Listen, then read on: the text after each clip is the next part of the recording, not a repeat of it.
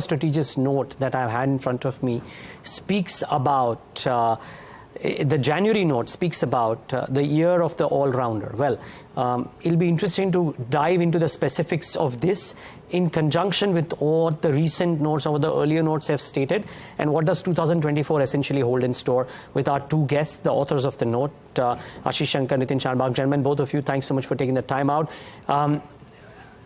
Well, it's too late to wish you guys a happy new year, but nevertheless, we hope that it's a happy 2024 by and large, because we've completed the first month and it's kind of gone ahead without too many accidents, but for fund flows out of India and some other EMs. But what do you mean essentially? What's the crux of this note, which is titled as Year of the All-Rounder? Right. Thanks, Niraj. Happy to be speaking to your viewers first time in this calendar year. As you know, these notes are basically, they set the tone for our clients and investors. Generally, the January note sets the tone for the year, right? So when we say that this is the year of the all-rounder, it sets the tone for how clients should allocate their money across different asset classes. Now, if you remember, we had given a very aggressive buy call on equities after the state elections occurred, and we said that, people who are waiting on the sidelines should go in.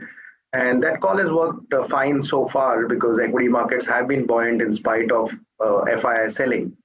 Now, when we did the investment committee meeting in December and looked at all the data, a few things struck us. First, from an equity market point of view, when we looked at Nifty or large cap, whilst relatively we may be expensive compared to global markets, but from an India context, we were reasonably valued, and earnings have been extremely good so far over the last 3 years. This will be the fourth year of double-digit earnings growth, FY24. Now, if I look at the broader market, mid and small caps, we did have this conversation last time. Although the valuations are a bit rich, but I think the underlying earnings growth is extremely strong. And as far as that continues, I don't see a challenge there. What is the remarkable thing is the resilience of domestic investor flows. I mean, every month you're adding about 25-30 lakh demat accounts, so new investors are coming into the stock markets directly. Plus, you're seeing the SIP flows go up every month on month. Hence, when this kind of FII selling happens, you still do not see too much of downside or a very large amount of volatility, because a lot of the selling is being absorbed by domestic investors. Having said that, valuations are not necessarily very compelling or extremely cheap. So we believe that this year, again, from an equity standpoint, should be good, considering the way India is looking in terms of economy, in terms of flows, in terms of the certainty on the elections. I mean, it's never over till it's over, but at least there is reasonable degree of certainty. We had also given a positive call on debt, if you recollect, Niraj, early on last year, because we said that at least we don't know when the interest rates will get cut, but we believe that we have seen the peak rates. So as a result, we had told most of our clients and your viewers that they should buy long duration funds in debt, or buy long duration bonds. We also hold a positive view on gold at the moment, given what is happening around the world and the fact that interest rates are probably going to head lower later this year, if not earlier. Gold as an asset class, considering all the geopolitical issues that are surrounding us and the currency issues that we are witnessing, I think gold is definitely a great asset class to have. So when we looked at it in entirety, Niraj, we didn't find any asset class which looked really negative, and it's quite refreshing to see this kind of a setup. Hence, we said that this year actually you will be good if you stick to your core asset allocation. So if as an investor you are saying you want to be 40 equities, 40 debt, maybe 20 gold, then you should not be overboard on any asset class. You should just stick to your asset allocation. And hence we said that this is the year of an all-rounder. I mean, in this year you have to go in with the team with more all-rounders, so that depending on the pitch and depending on the circumstances, you are able to deploy multiple forces to ensure that you come out on top. Okay, if you lose early wickets, then at least there are some others to take guard later on. But Nitin, in some sense, so by the way, on gold, I think you guys were constructive maybe in May last year as well, if I'm not wrong. That note had spoken about gold too. But here's my question. from a call of being unequivocally bullish on equities to saying it's a year of all-rounders. So yes, all asset classes look good, but does it mean that equities don't look as good relative to others as they were looking maybe in December or earlier? Yeah, so let's break up the entire equity basket into market caps so that your viewers kind of get an understanding of where valuations are. From a large cap perspective, we are reasonably valued. If you look at the 1 year forward price to earnings multiple, we are at about 20 times, and that is in line with the long-term 10-year average for the Nifty, right? The mid and small cap is where we see valuations having gone up quite rapidly due to the performance in the last year or so. So from the mid cap perspective, the long-term average is about similar 20 times, but the 1 year forward valuations are close to about 25, 26 times. Similarly, the small cap long-term averages is about 16 times, and the 1 year forward is way about 20 times. So at a broader market level, if I were to glance on equities, while we remain extremely constructive on the long-term outlook, given the fundamentals being so strong, but I think we need to have a slight bias towards large cap as well as multi-cap strategies. So we are not saying that we are not as constructive on the equity markets. We are just a little considerate of where valuations stand, especially in the mid and small cap space. We feel that by allocating to multi-cap managers, the underlying fund manager has the freedom to tactically allocate between large cap, mid cap, as well as small cap, more on a bottom-up basis, depending on what platform you choose, whether it's mutual funds, PMS, or alternate investment funds as well. And the bias towards large cap will just help tide through any interim volatility. And one thing, Niraj, that we've always learned is that even in the best of bull markets, you always see an interim correction of anywhere between 10 to 20%. So that can be around the corner any which ways. We feel that the risk reward today suggests that there can be a bias towards multi-cap as well as large cap strategies, and the long-term outlook continues to be as constructive as it was last year as well. Ashish, coming on this, in your note, and you referred to this, of course, slightly differently, but in your note, this one of the statements at the top speaks about with the US Fed expected to start lowering interest rates, but you mentioned, correctly maybe, that it may well happen in the second half as well. And we are in the week of the Fed's peak, as so to say. If indeed the Fed dashes hopes of a March cut and maybe the market starts pricing in June or later, does it have the potential to bring down global risk appetite in global assets, because the world markets may be pricing in a March cut even now? I think, we are not pricing in a full-fledged risk on in any case, because if you look at what's happened in the last month or so, we are anyway seeing a lot of FI selling, right? I think,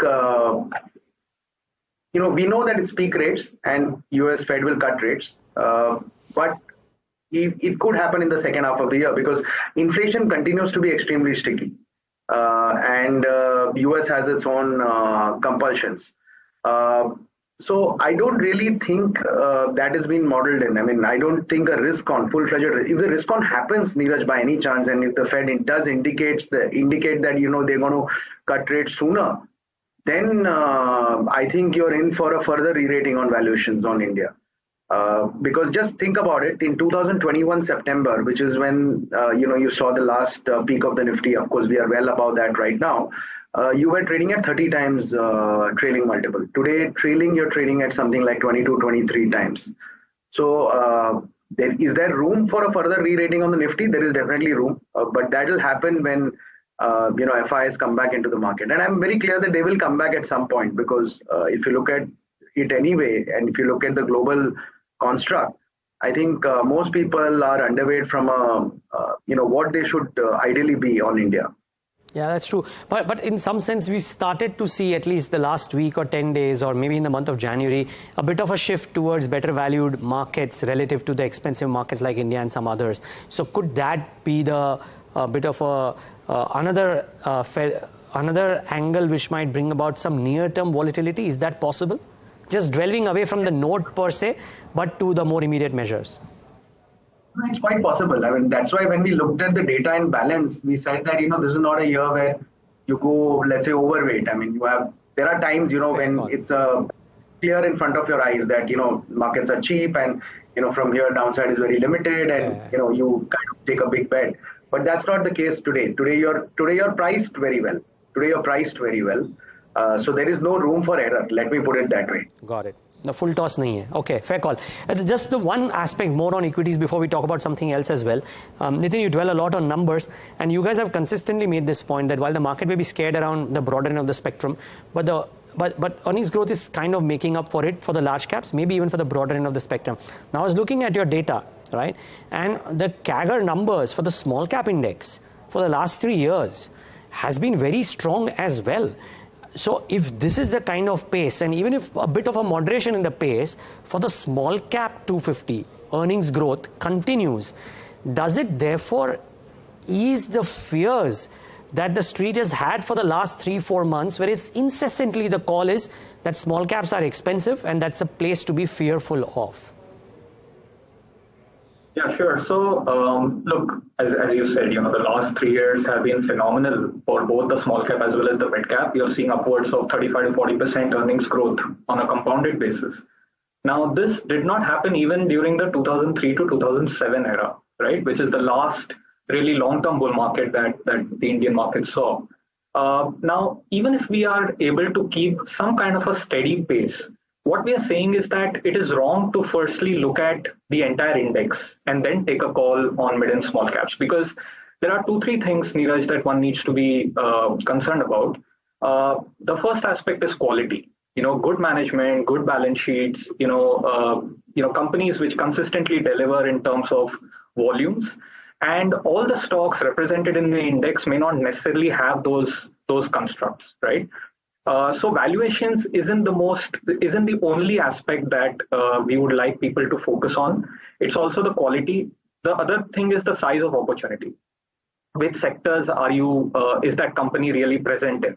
Is that sector having a great growth profile over the next 3 to 5 years? Is that pool expanding? And I think these are the factors that will go in to a fund manager really allocating, or to investors really allocating into mid and small cap space.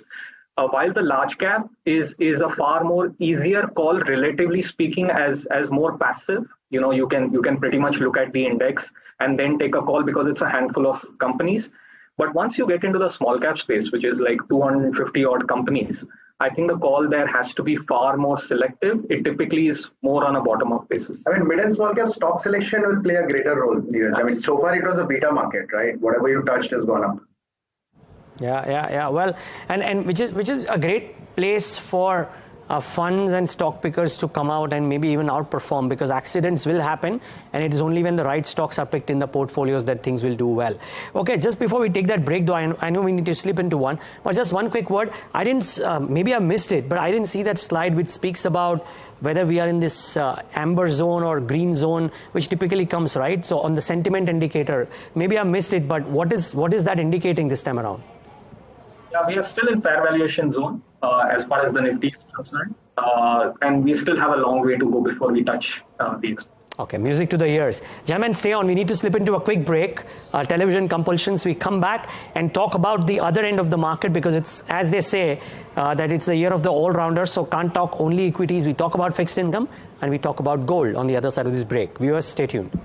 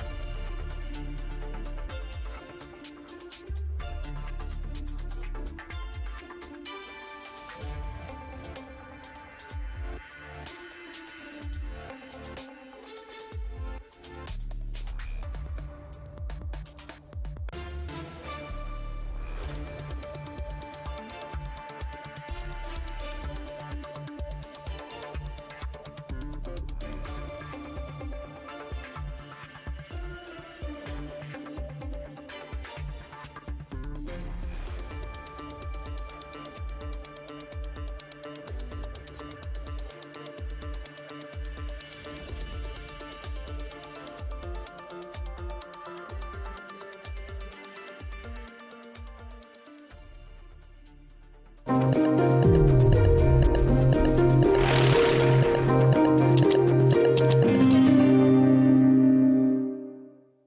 right, back with the conversation on Alpha Strategist, a note that comes in from Motilal Oswal Wealth monthly, and they speak to us on that. We've spoken in the previous segment about equities. We got about 6 minutes to try and talk about fixed income and gold, which they are constructive on in the year of the all-rounder in cricketing parlance. Gentlemen, fixed income. Now, what is anticipated? It's a year of potential rate cuts. Maybe the RBI does a lot on liquidity in the first half, as opposed to tinkering as much with repo immediately, considering that the global markets and the global banks might also be singing a different tune, who knows. So how do fixed income investors approach the next 6 to 12 months? Right. So let me give you a little bit of a perspective, and also we'll dip a little bit into portfolio construction, which are the modes for investors to really enter into to build a portfolio over the next 3 to 5 years. Sure. So the first aspect is that I think irrespective of what the Fed may do, the RBI will be far more watchful. We do not at a domestic level have the level of inflation concerns that the global markets are going to. But the RBI will keep an eye on the interest rate differential between what our repo is vis-a-vis the US Fed. Also remember that from a 10-year perspective, if you look at the US 10-year and the domestic 10-year GSEC, the difference now is just about 350 basis points, right? Which is the lowest that it has been for quite a long period of time. And when that happens, typically you do not want that differential to be far too narrow, because to that extent your currency can also be impacted. So even if we see that the US Fed may cut over the course of this calendar year, I think the RBI will keep a slightly more calibrated approach to how it behaves with its domestic interest rates. And you touched upon a very valid aspect that if you add more liquidity into the system, that by itself can demonstrate a 25 bips rate cut, right? So today the yield curve as it is extremely flat. All the way from the 1 year to the 10 year, you're trading at about 7%. Our outlook over the next 2 to 3 years is that this curve should dip lower, and it should also steepen, which is basically to say that the shorter end, the 1 to 3 year segment should ease off faster than the 10 year, right? But we do see that the current 10 year, which is around the 7.2% mark, at a terminal rate over the course of this easing cycle, can go maybe to the 6.75, 6.7 odd percent, right? And hence, given the fact that India has also been included in the JP Morgan Global Emerging Market Index, is when we actually put out that call of saying that people should participate into the 10-year GSEC, either directly or even through funds, because you earn a combination of accrual, 7%, plus any potential capital gains that may come along. Now, there are 2-3 other points within the fixed income portfolio that investors should take notice of. One is multi-asset funds, and there is a category which is between the 35% equity to 65% equity, and there are certain multi-asset funds which operate in that space. Those funds which have relatively lower exposure to equity can be looked at, because they can still give you an indexation benefit if you hold them for more than 3 years, right? So you get a combination of equity, fixed income, as well as gold. And having a correlation of different assets can really help the portfolio. Apart from that, there is one other category, which is REITs, real estate investment trusts. And we believe that, that offers investors an ability to participate into the commercial real estate market without having to, engage in that kind of high ticket size. The real estate sector has progressed fairly well over the last 2-3 years, especially post the pandemic. And at least within the top 7 to 8 cities in India, we are seeing volumes rise, effectively with a lot of corporates asking their employees to come back to work as against the earlier work from home culture. We do see that the current tailwinds to the residential real estate sector will translate themselves to the commercial real estate sector also over a period of time. And hence a REIT, is a great asset to own, because it's a hybrid fixed income instrument.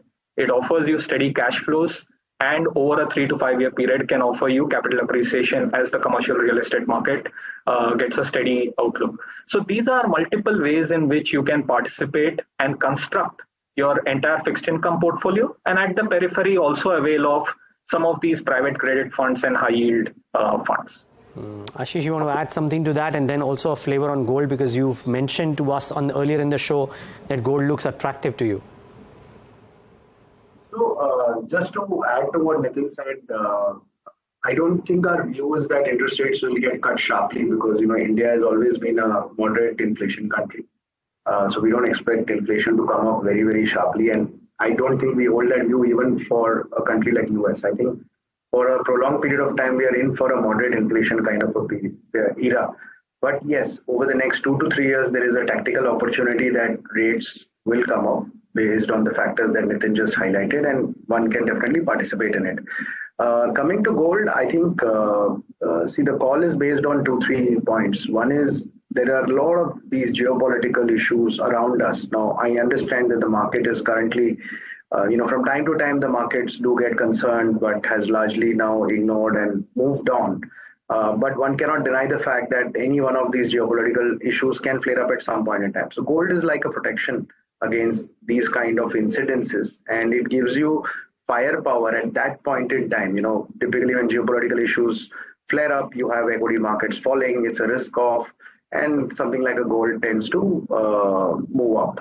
And that's a great opportunity for you to take some money off gold and rebalance into risk asset classes. Second is, as interest rates go lower globally, and there are currency shifts as well which are happening. Gold clearly comes out as a asset class which is agnostic to currency, and hence we believe that the next so gold is a more structural call, Niraj. I mean, next 2 to 3 years, 4 years, we feel gold as an asset class should do well, and hence we are advocating that at least between 5 to 15%, depending on what is the total construct of the portfolio, you can have in gold. And in India, you can participate through SGBs, which gives you tax-free returns, or you can participate through some of these ETFs or index funds which have gold as an underlying. So that broadly sums up our view. And just to kind of end with a cricketing parlance, I think we are going into a pitch which is neither a straight batting wicket or outright bowling wicket, right? There is something in it for everybody. So I think that's the kind of pitch we are looking at this calendar year. Yeah. And hence having a bit of all asset classes is a good idea. Yeah. And through the course of the year, hopefully clarity will emerge. Yeah, pardon me for sounding an out-and-out Mumbaikar, but something like a Wankhede pitch, if you will. But no, appreciate these views. Gentlemen, both of you, thank you for laying it out, what the year could mean. The year of the all-rounder, I think this is very valuable for people to know and understand. Please do dig in deep into this and try and think about this when you're thinking about your portfolio building construct for the next 12 months, maybe even longer. Thanks so much, Nitin, as well as Ashish, for talking to us today. And viewers, thank you. And viewers, thanks for tuning in.